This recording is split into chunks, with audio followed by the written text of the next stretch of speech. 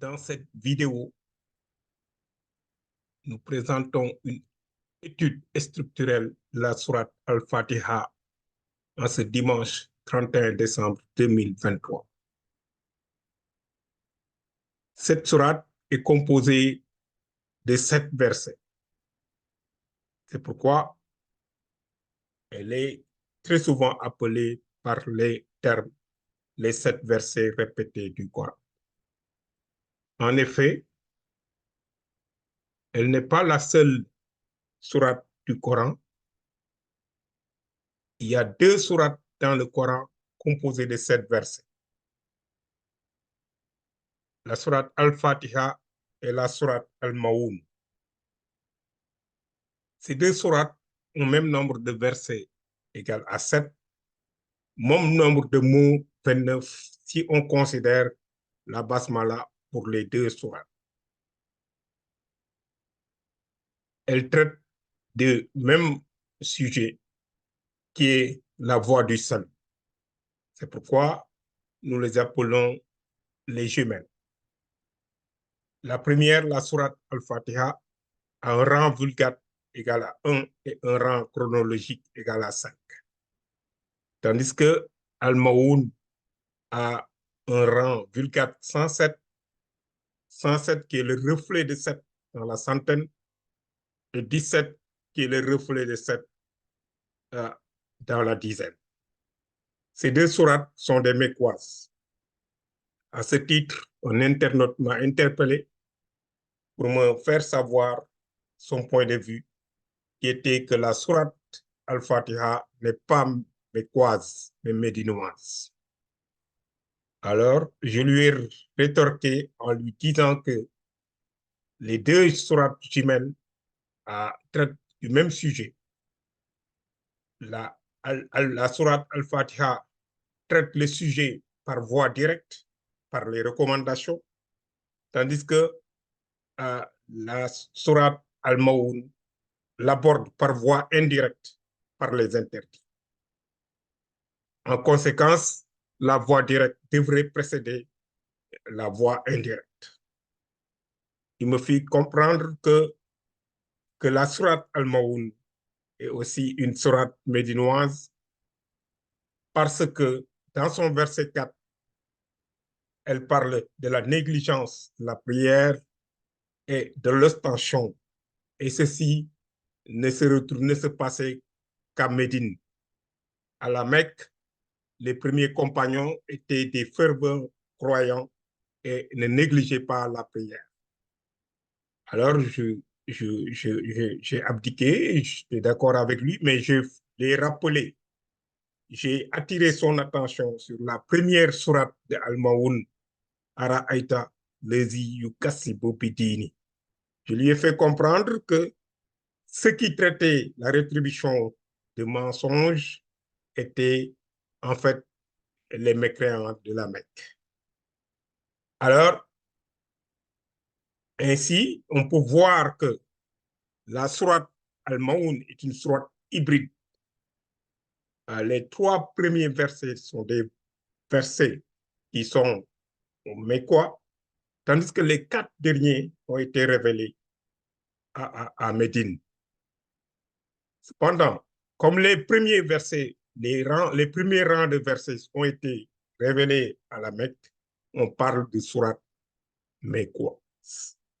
Ainsi, la sourate Al-Fatiha qui précédait cette sourate est donc une sourate mécoise. Mais de toute façon, on peut encore confirmer ceci en considérant la sourate 15 et le verset 87 qui annonce la révélation de la sourate Al-Fatiha.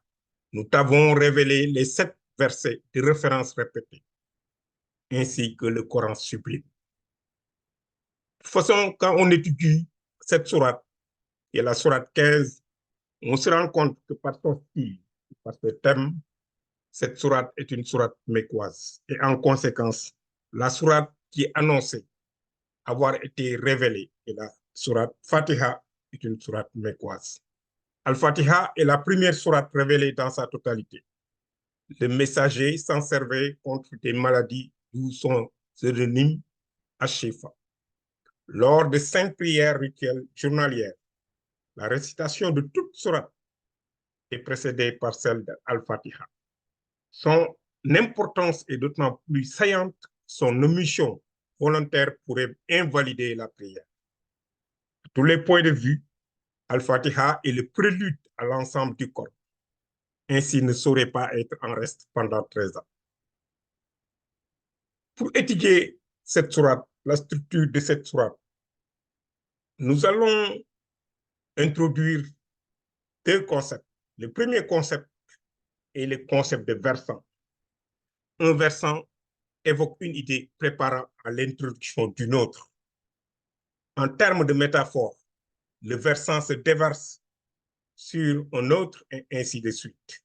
Et cette métaphore, nous l'avons illustrée ici par une montagne. Ici, au niveau du versant, le versant communique et va rejoindre le fond de la vallée et qui constitue un autre versant, il va rejoindre un autre versant. Ainsi de suite. Par exemple, ici, je l'ai illustré, versant 1 se verse dans le versant 2, le versant 2, versant 3, ainsi de suite, jusqu'à ce que le thème soit complètement abordé.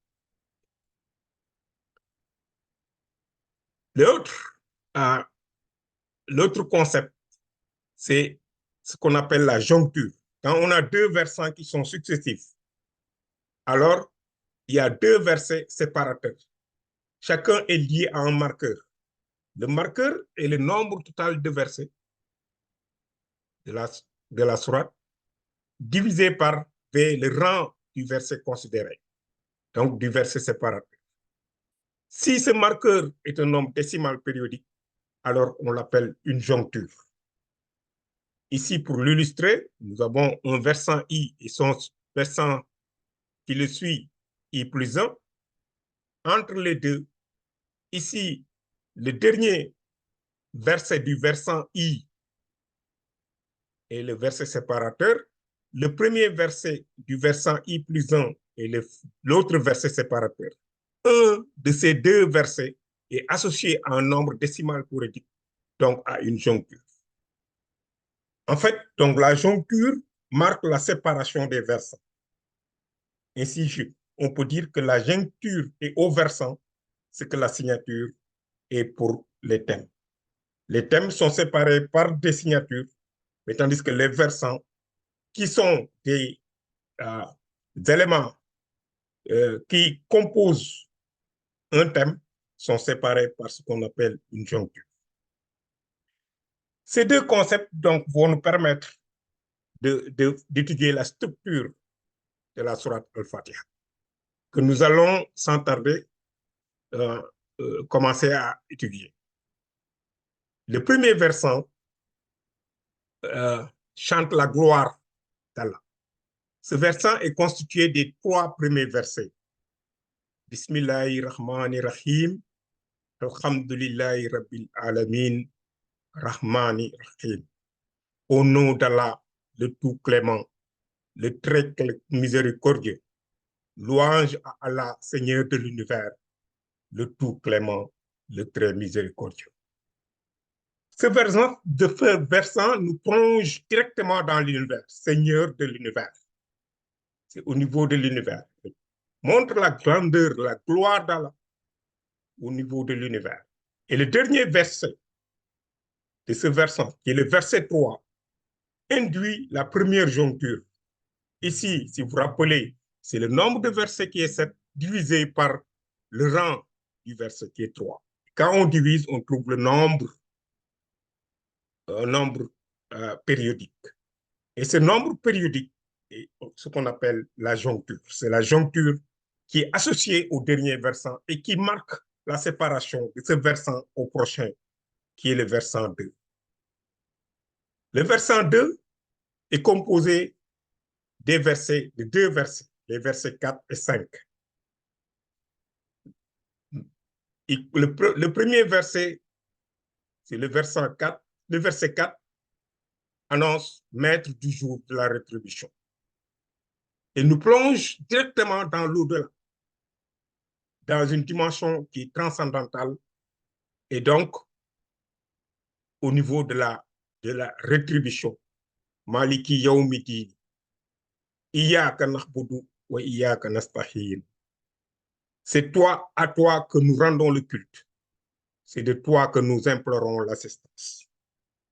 À ce niveau, il y avait notre internaute qui s'intéressait encore une fois au fait que la sourate Al-Fatiha ne soit pas mécoise. Pour lui, la sourate n'était pas mécoise parce que simplement le thème de l'association n'était pas traité. Alors je lui fais comprendre qu'il devait relire la sourate parce que le verset 5, c'est à toi et seulement à toi que nous rendons le culte. C'est de toi et seulement de toi que nous implorons l'assistance. D'ailleurs, ici, bon, il y a des gens, par respect, qui utilisent c'est à vous. Mais le vous est un équivoque. C'est pourquoi moi, je préfère le toi, mais le toi avec un signe, un majuscule pour signifier tout le respect et pour préciser que c'est à toi et à toi seulement que nous rendons le culte. Et à ce niveau, l'association est clairement définie. En fait, elle est définie parce que ce verset défalque toute possibilité d'association. Le verset 3 est le dernier, qui est composé des versets 6 et 7. Guide-nous sur le droit chemin. Donc, c'est une invocation, une prière. Guide-nous sur le droit chemin. Ehdina siratal mustaqim. Et encore une fois ici, vous voyez, au niveau de ce verset 6, si nous utilisons le marqueur, c'est 7 sur 6 égale 1,166 qui se répète infiniment. Donc, un nombre périodique, décimal périodique. Et ça, c'est la joncture à ce niveau, qui permet donc de lier, de séparer le versant 2 au versant. Siratal lezine an'amta alayhim khairul mahdubi alayhim waladalin. Le chemin de ceux que tu as comblés de tes bienfaits, non pas de ceux qui ont encouru ta colère, ni de ceux qui sont égarés. Si nous récapitulons donc cette structure, nous voyons que l'Al-Fatiha est un unithème, c'est-à-dire c'est une sourate qui traite un thème, c'est le thème de la guidance vers le droit chemin. Composé de 3 versants. Le premier versant est composé de 3 versets, le deuxième de 2 et le troisième de 2.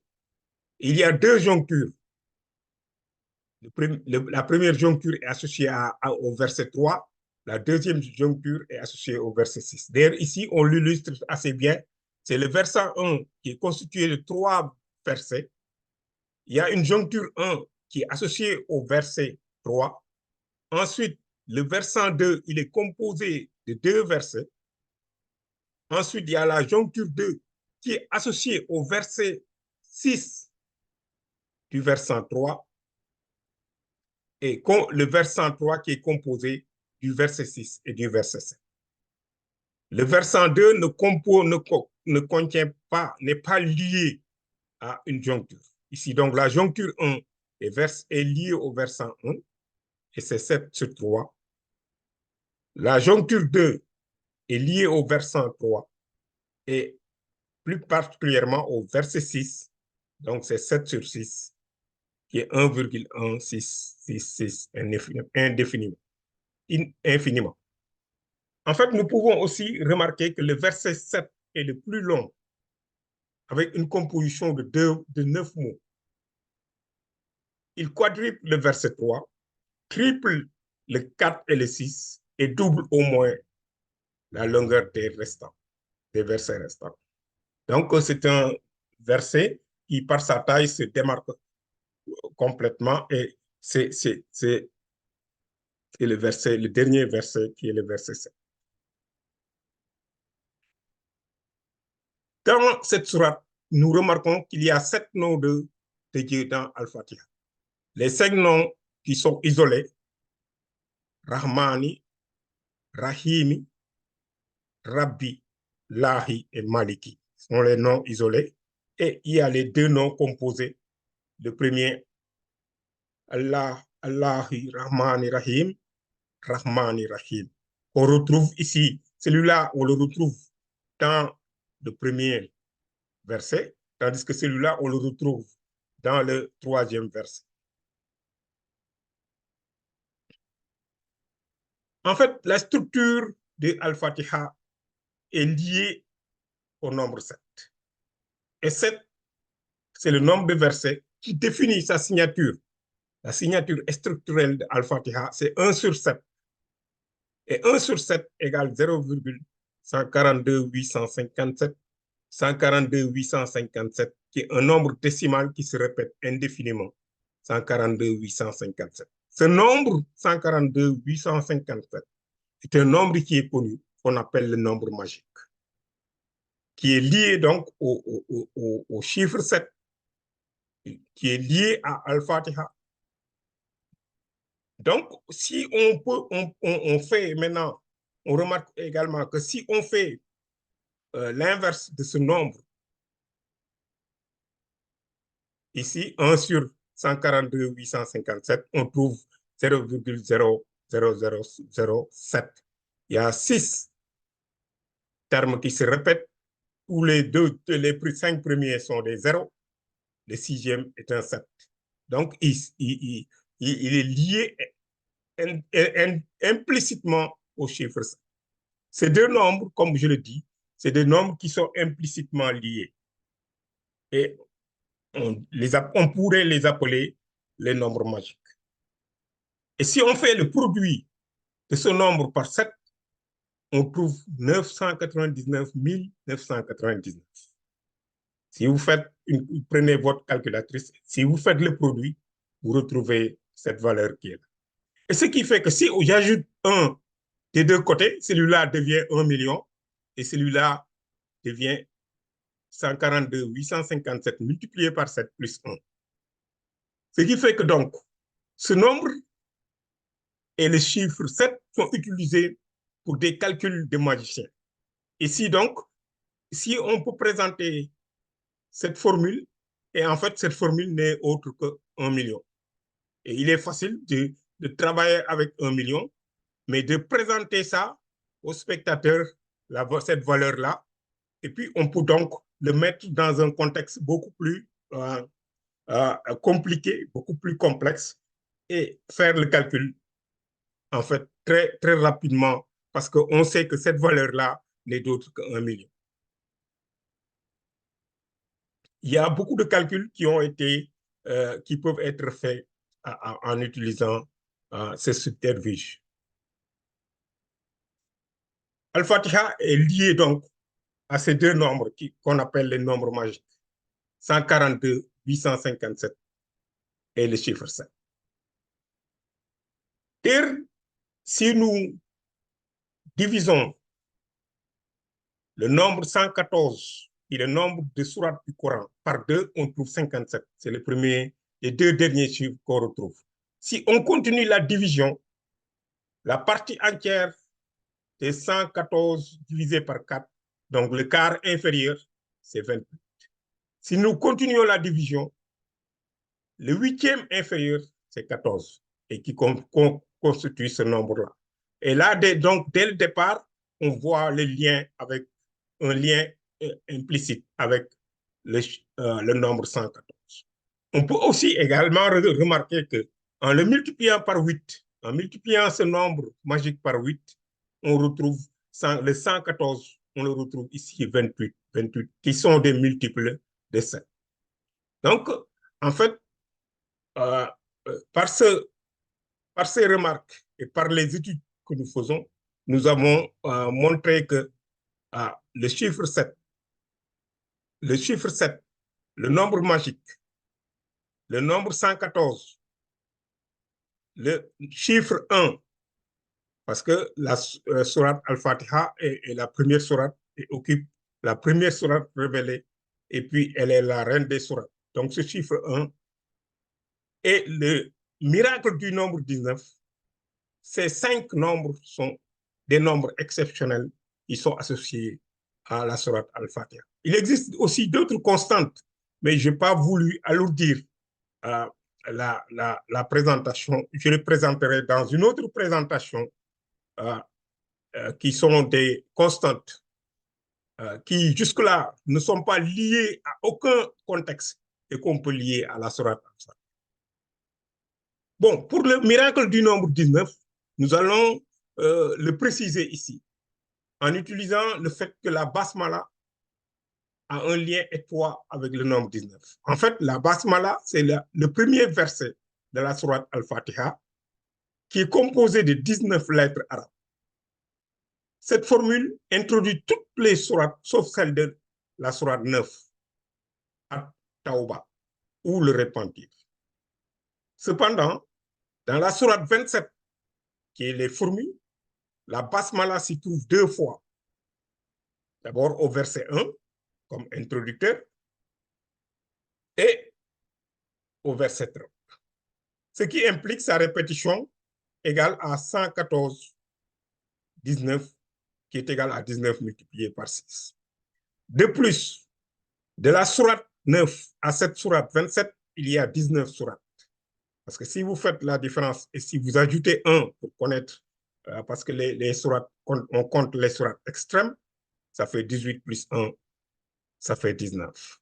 Il y a d'autres aussi liens, mais que je m'efforce de ne pas présenter ici pour ne pas trop alourdir la présentation. Ainsi donc, on a la sourate et le nombre 19 qui sont liés. On peut aussi retrouver dans la sourate Al-Fatiha, donc de manière en fait évidente, le verset 1 qui débute par la basmala, constitué de 4 mots fermés, de 19 lettres. Et on peut aussi constater que la partie restante, donc les versants 2 et versant 3, est composée de 19 mots.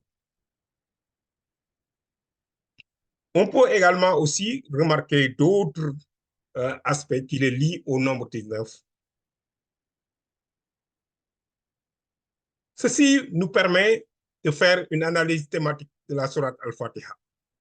Donc, composée de 3 versants. Le versant 1 est composé de 3 versets et commence par la basmala. Ici, en fait, ce versant qualifie le droit divin, c'est-à-dire la gloire d'Allah. Ça, c'est le droit divin. Tandis que le versant 2 est un versant qui est hybride. Et débute par nous plonger dans la dimension transcendantale de l'au-delà, donc du droit divin, mais se termine par le culte et l'assistance, c'est-à-dire l'imploration d'Allah, qui est le droit à la créature. D'ailleurs, il se termine par le verset 5, qui est composé de 19 mots. Le versant 1 et le versant 2 introduisent le versant 3. Le versant 3 qui est la prière d'invocation, qui est associée à un droit de la créature. Ainsi donc, nous voyons les 3 aspects, les 3 versants qui sont composent la sourate Al-Fatiha, qui se termine par une prière. En fait, la sourate Al-Fatiha est une prière de guidance sur le droit chemin. Le Coran est la réponse mise à la disposition du musulman par Allah, le Tout-Puissant. Ainsi, chaque fois que vous vous trouveriez dans une situation de faiblesse due au stress, à l'anxiété ou à la peur, alors récitez 7 fois avec ferveur et piété cette fameuse sourate Al-Fatiha et vous verrez votre angoisse s'apaiser progressivement. Qu'Allah le Tout-Puissant nous guide et nous protège. Je ne saurais terminer sans adresser un très grand merci pour l'attention portée à cette présentation. Donc, en ce jour 7 de dimanche, en cette année 7 2023, en cette date du 31 décembre, qui est une date 7, je vous souhaite une bonne et heureuse année 2024.